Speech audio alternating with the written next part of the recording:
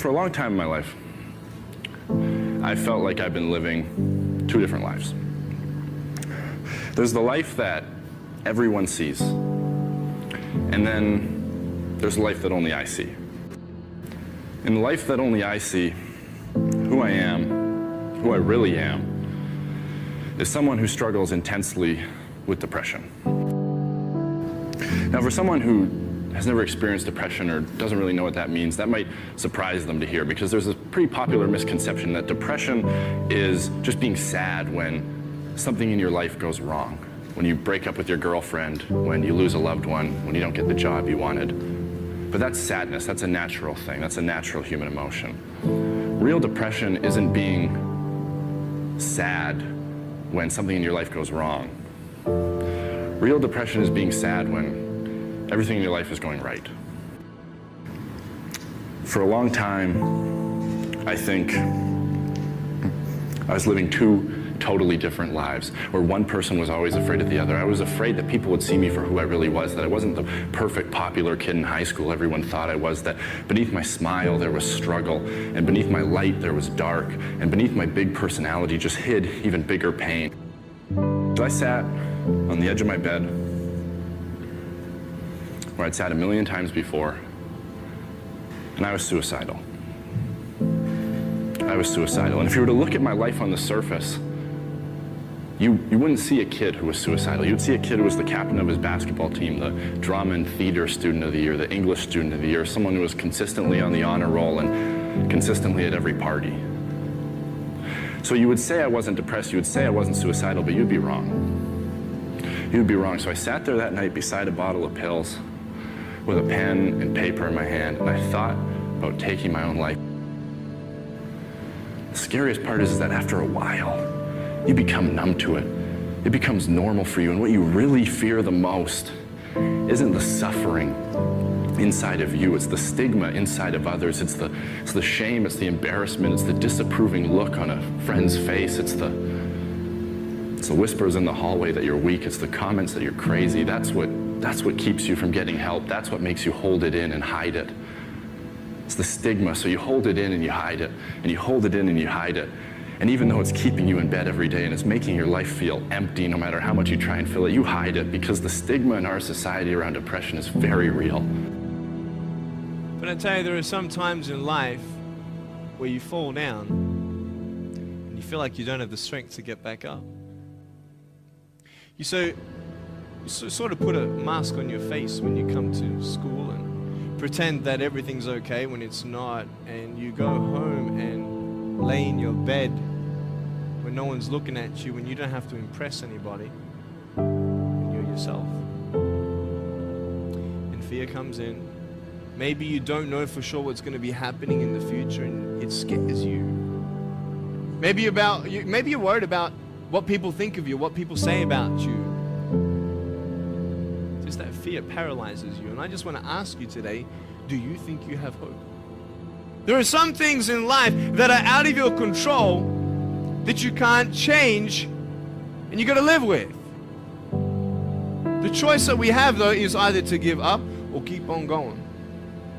I want to ask you, what are you going to believe? Are you going to believe in yourself? Are you going to believe everybody else's judgment on you? Are you going to believe people when they say that you're a failure and no one really likes you, no one really cares about you? You know the people that you have in your life who, no matter how good of a day you're having, they'll bring you down. Or no matter how bad of a day you're having, they'll bring you even lower. You know what I'm talking about? Think of the 3 biggest discouragers in your life. They're not your biggest discouragers. You are. We're all looking for something. We're all looking for hope.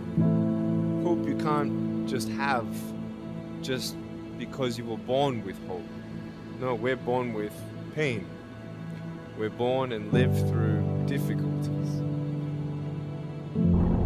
It's like you have to save your own life. Nobody's going to be able to save it for you. So we have to do what we have to do, no matter what it is.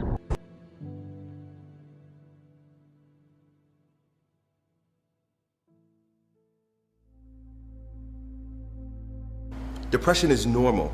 It's normal to go through these bouts or these seasons where there is chaos and there's entropy, there's frustration, there's confusion, there's craziness in your life. Get past the fear and the ridicule and the judgment and the stigma of others, you can see depression for what it really is. And that's just a part of life.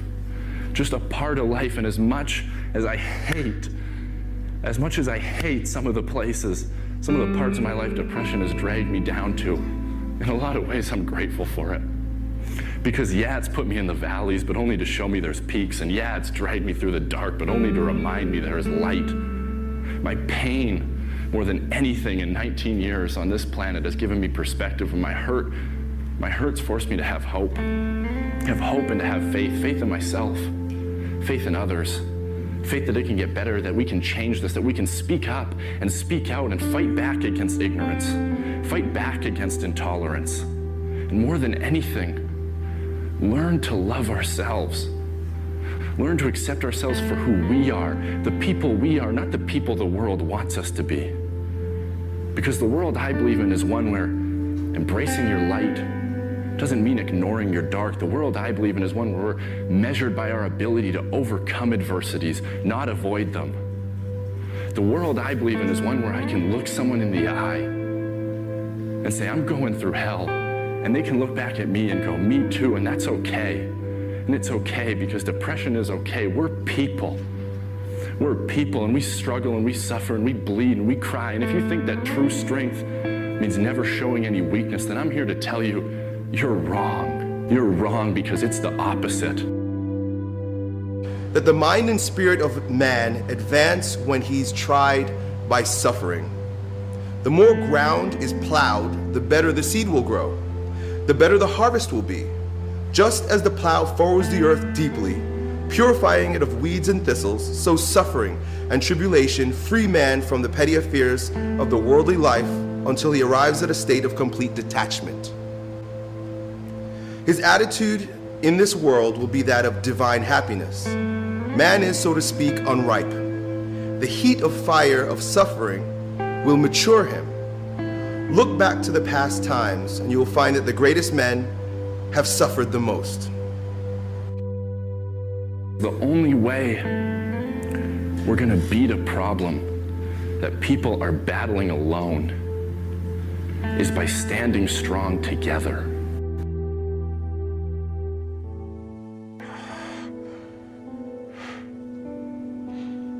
I need an ambulance. I have you at 9212 West 3rd Street in Los Angeles. That's room number 2. What's the emergency? There's been a suicide. Who's the victim? I am. Today I just found out that I'm worthless. It's like, it's hopeless. It isn't going to get any better. No matter where I turn, there's no escape. The suffering is unbearable. And I'm absolutely no use whatsoever to anyone. It would be better for everyone if I was just gone. Everywhere I look, it's nothing but catastrophe. And I can't see any way out of it. I can't see any path forward whatsoever. You are nothing. You are nobody. You don't even deserve to live. You constantly are told that you're not pretty enough and not tall enough and not skinny enough and people are better. And when you're young, you think that means I'm not good enough as a person. Black, white. I'm here, you're there, I'm this, you're that. Anytime you have a name, anytime you have a label, you have an inherent division. And the division inherently causes conflict. And the conflict will inevitably cause wars. We're taught to endure. We're not taught to say habla con todos or to speak with everyone or to share what's going on with you or to talk to me about your life. If you had heart problems and saw a cardiologist, well, everyone would be concerned about you, would know you're doing better, and it would be open and honest with the crew, anybody you work with. Weird. But the most complicated organ in your body, if you have a problem with it, suddenly we don't want to talk about that? No, and you can get over it. And that's what people need to realize. You can be cured.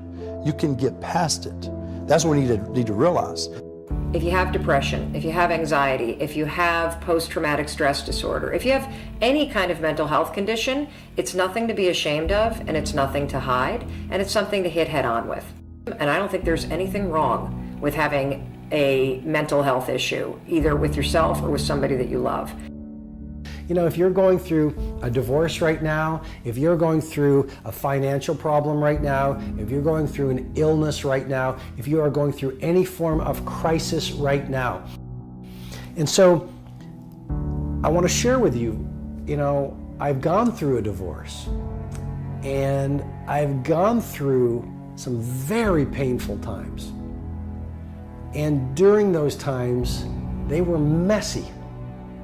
And during those times, I got off my game at times.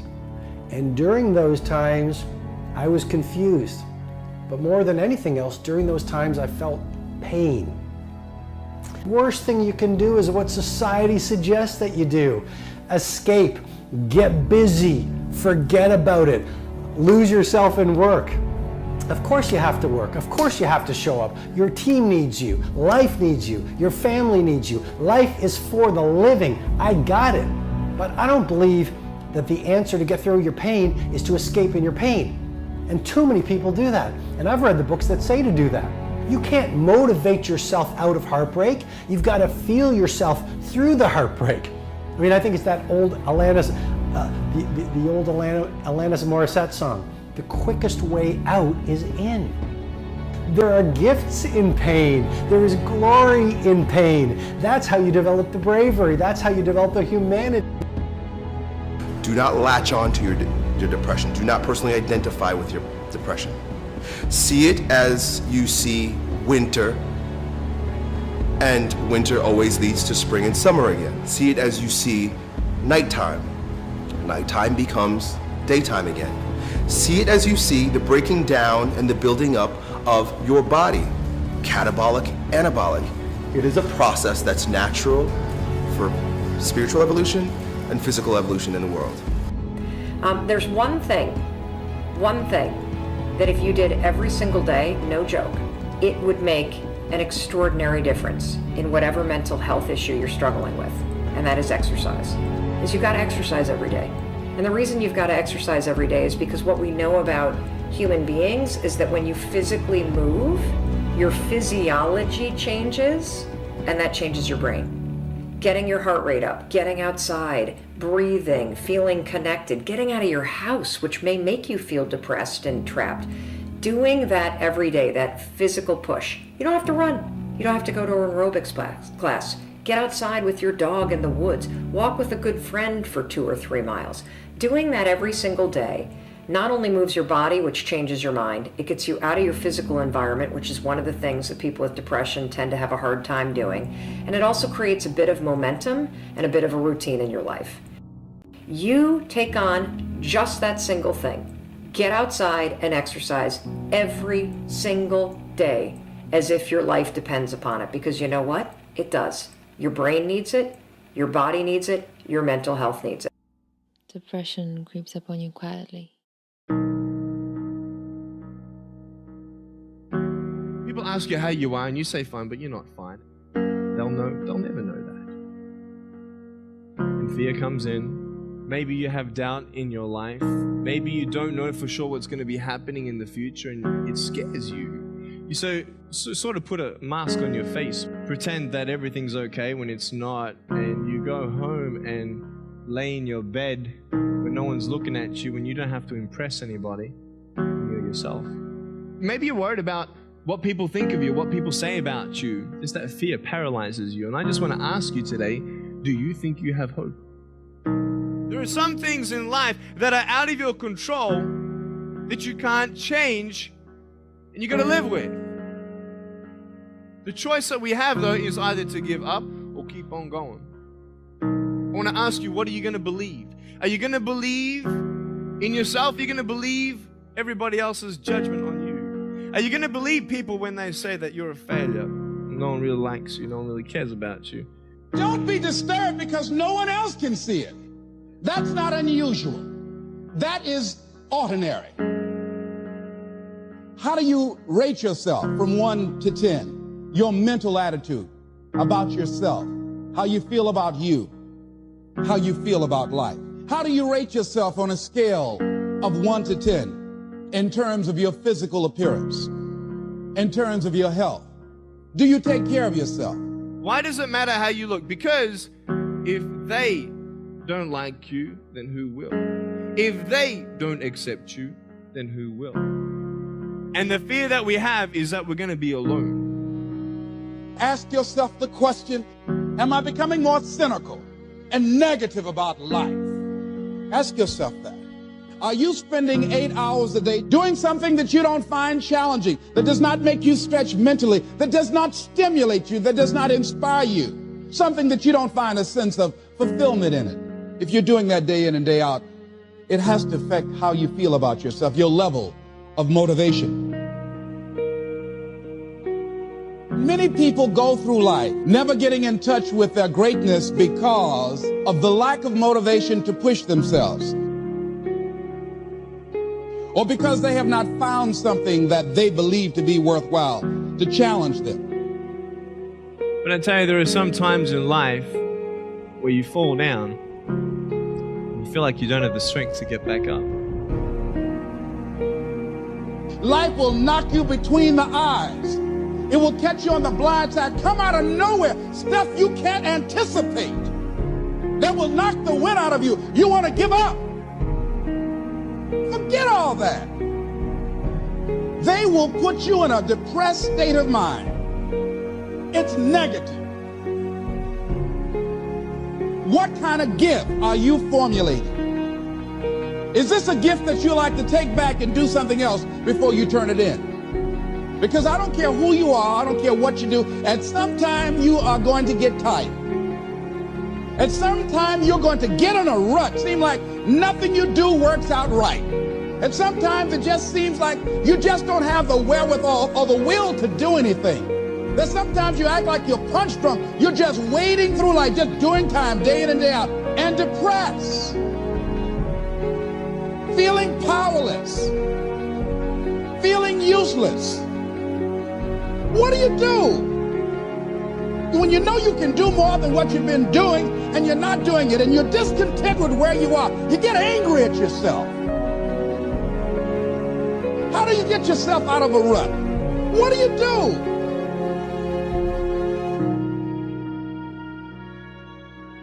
Recognize the fact that you're going to encounter a great deal of failure in life. It goes with the territory.